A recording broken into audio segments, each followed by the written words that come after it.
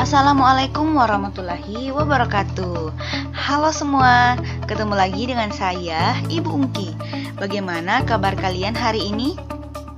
Baik ya, di video kali ini saya akan membahas tentang materi lanjutan pada video sebelumnya, yaitu klasifikasi makhluk hidup part 3. Mau tahu materinya seperti apa? Mari kita simak penjelasannya. Pada video sebelumnya, saya sudah jelaskan tentang pengertian klasifikasi ya. Jadi hari ini kita akan belajar tentang sistem klasifikasi 5 kingdom. Sistem klasifikasi 5 kingdom pertama kali dicetuskan oleh Robert H. Whittaker, yaitu seorang ahli biologi asal Amerika Serikat pada tahun 1969.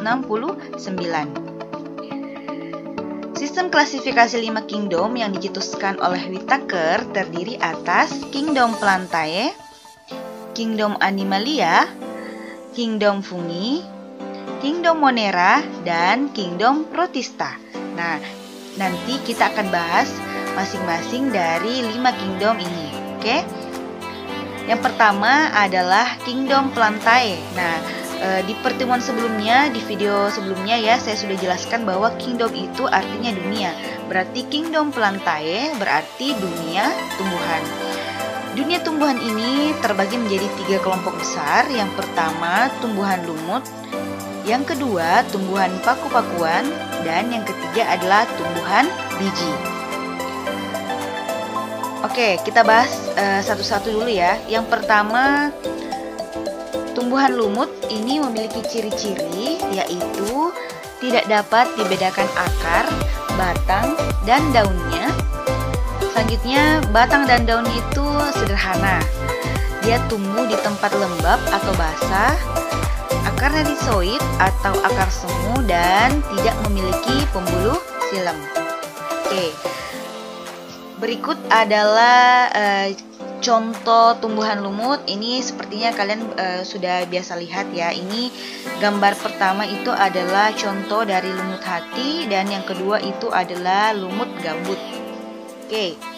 Selanjutnya, tumbuhan paku-pakuan memiliki ciri-ciri. Yang pertama, dapat dibedakan akar, batang, dan daunnya. Akarnya berupa rhizoid atau akar semu, atau biasa juga terlihat berserabut.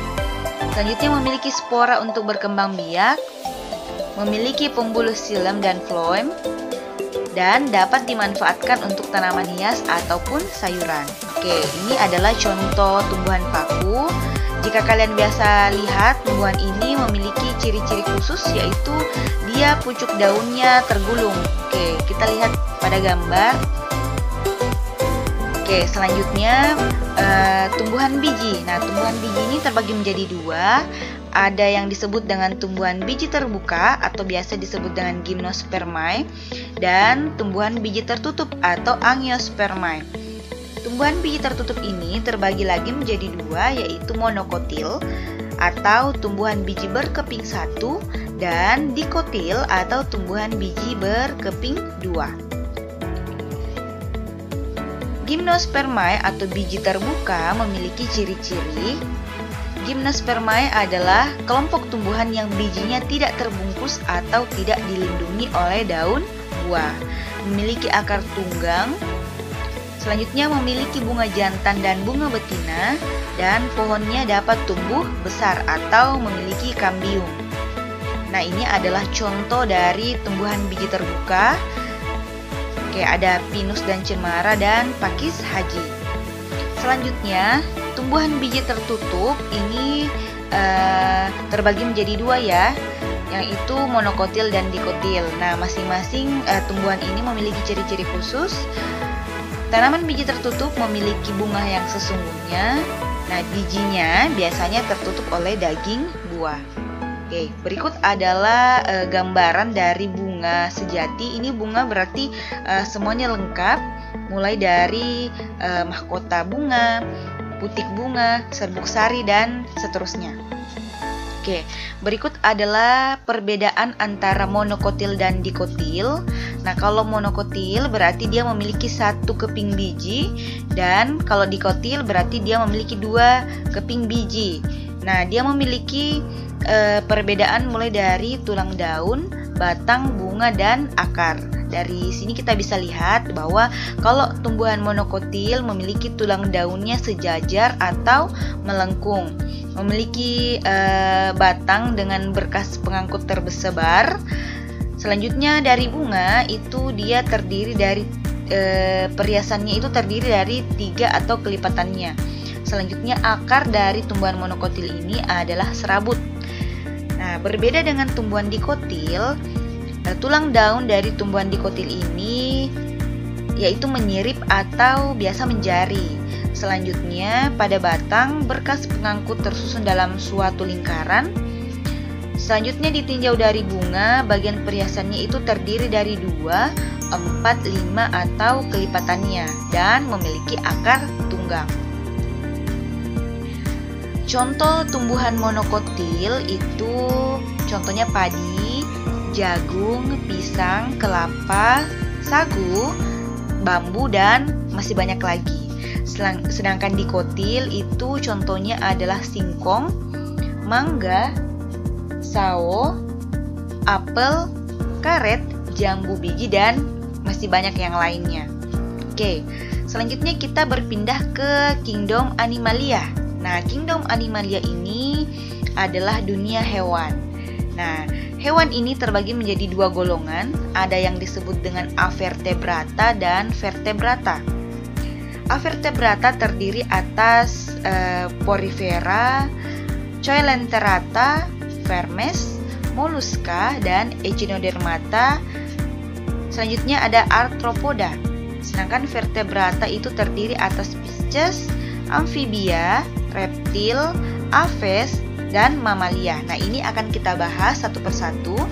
Nah, tadi saya sudah sebutkan ya, Avertebrata ini biasa disebut dengan invertebrata yang memiliki arti bahwa tidak memiliki tulang belakang. Selanjutnya, vertebrata artinya memiliki tulang belakang. Oke, untuk kelompok Avertebrata atau biasa disebut dengan invertebrata terdiri atas Porifera, Coelenterata, Vermes, Mollusca, Echinodermata, dan Arthropoda. Oke, yang pertama, Porifera ini artinya hewan berpori. Ciri-cirinya adalah hidup di air atau di laut, permukaan tubuh terdapat pori-pori halus, dan yang ketiga, tubuh terdiri atas banyak sel. Selanjutnya, Coelenterata artinya hewan berongga. Nah, ciri-cirinya tubuhnya itu berongga seperti kantung, memiliki tentakel atau alat peraba. Selanjutnya, bentuk tubuhnya itu terdiri atas 2 macam. Yang pertama, polip atau melekat pada dasar air, dan yang kedua adalah medusa atau bergerak bebas. Nah, untuk Coelenterata atau hewan berongga ini ciri-cirinya adalah hidra, aurelia atau biasa disebut dengan ubur-ubur, anemon laut, dan masih banyak lagi. Oke, selanjutnya kelompok Vermes artinya cacing. Itu ciri-cirinya memiliki bentuk tubuh yang bulat, pipih, panjang, simetris bilateral, dan hidupnya itu bebas. Ada juga yang parasit. Nah, ini dibagi menjadi 3. Platyhelminthes artinya pipih, Nemathyhelminthes artinya gilik, dan Annelida artinya gelang. Jadi dibagi berdasarkan bentuk tubuhnya. Oke, selanjutnya Mollusca artinya hewan lunak, memiliki ciri-ciri tubuhnya itu lunak dan berlendir. Tubuhnya terdiri atas kepala dan perut, dilindungi oleh cangkang yang berasal dari zat kapur. Selanjutnya terbagi menjadi 3 kelas, yaitu Gastropoda, Cephalopoda, dan Lamella branchiata. Oke, kalian bisa lihat di contohnya pada gambar ya, ada siput, cumi, kerang, dan lain-lain. Oke, selanjutnya Echinodermata artinya hewan berkulit duri. Ini memiliki ciri-ciri. Yang pertama, tubuhnya diselimuti rangka luar dari zat kapur dan duri-duri kecil. Selanjutnya bergerak dengan kaki ambulakral. dan terbagi menjadi 3 kelas, yaitu asteroida, echinoid atau landak laut, bintang ular, lili laut, teripang. Nah, kalian bisa lihat contohnya di gambar ya. Oke, selanjutnya itu tadi kelompok avertebrata atau invertebrata. Nah, sekarang kita masuk ke kelompok vertebrata atau yang memiliki tulang belakang. Terbagi menjadi 5. Yang pertama Pisces, amfibia, reptilia, aves, dan mamalia. Oke, kita bahas satu-satu ya. Yang pertama, Pisces. Itu memiliki ciri-ciri tubuhnya ditutupi sisik yang berlendir. Selanjutnya alat geraknya itu berupa sirip, ya, terdiri atas sirip punggung, perut, dan sirip belakang. Dia bernapas dengan insang dan poikilotron, artinya suhu tubuhnya bisa berubah sesuai dengan lingkungannya. Nah, artinya dari ciri-ciri ini kita tahu bahwa Pisces ini adalah kelompok ikan. Oke, selanjutnya kalian bisa lihat contoh pada gambar ya, ada beberapa jenis ikan. Ini termasuk ke dalam kelompok Pisces. Oke, selanjutnya amfibia.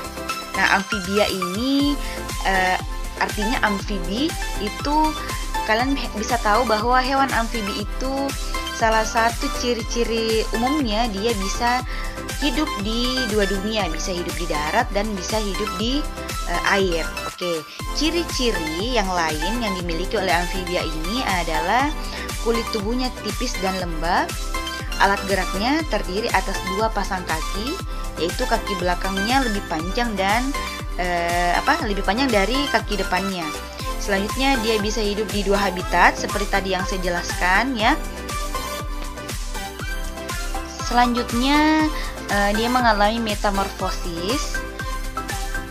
Tubuhnya poikiloterm dan bernapas dengan paru-paru dan kulit. Oke, kelompok selanjutnya yaitu ini tadi contoh dari hewan amfibia. Oke, selanjutnya reptilia. Nah, hewan reptilia atau reptil ini memiliki ciri-ciri. Yang pertama, tubuhnya ditutupi kulit kering dan sisik atau perisai, biasa disebut dengan tempurung. Nah, memiliki alat pernafasan berupa paru-paru,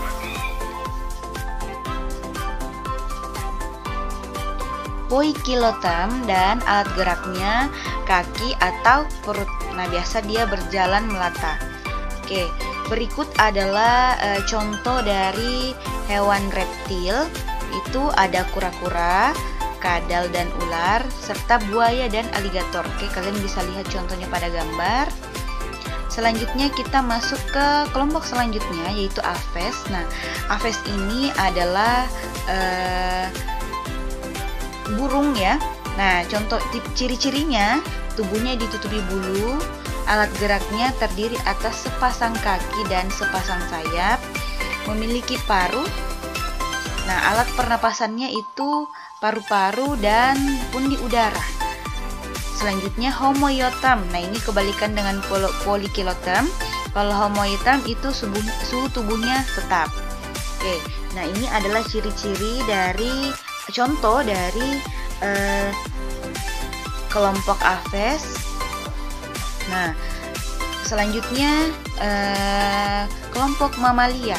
Ini memiliki ciri-ciri tubuhnya ditutupi rambut, memiliki alat gerak, yaitu sepasang kaki atau tungkai dan sepasang tangan. Nah, alat pernafasannya paru-paru.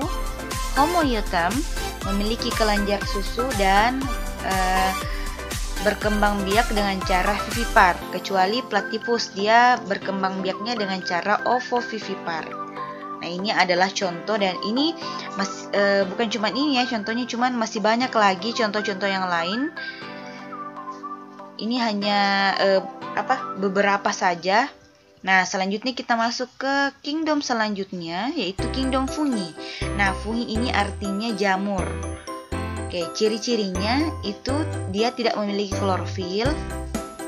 heterotrof atau memerlukan makanan dari luar untuk kehidupannya, hidup sebagai saprofit atau parasit.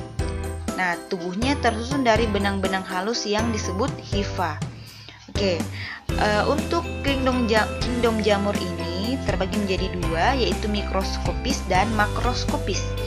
Untuk mikroskopis berarti dia bentuknya kecil, itu terdiri atas khamir dan ragi. Selanjutnya untuk makroskopis ini terdiri atas jamur merang, jamur kuping, jamur tiram, jamur kancing, dan jamur shiitake. Oke. Berikut adalah contoh beberapa jamur. Nah, selanjutnya kita masuk ke kingdom Monera. Kingdom Monera ini memiliki ciri-ciri, yaitu selnya tidak memiliki membran inti sehingga disebut dengan organisme prokariotik. Terbagi menjadi dua, yaitu bakteri dan ganggang hijau biru. Oke. Untuk bakteri ini terbagi menjadi dua, ada yang menguntungkan bagi manusia dan ada juga yang merugikan.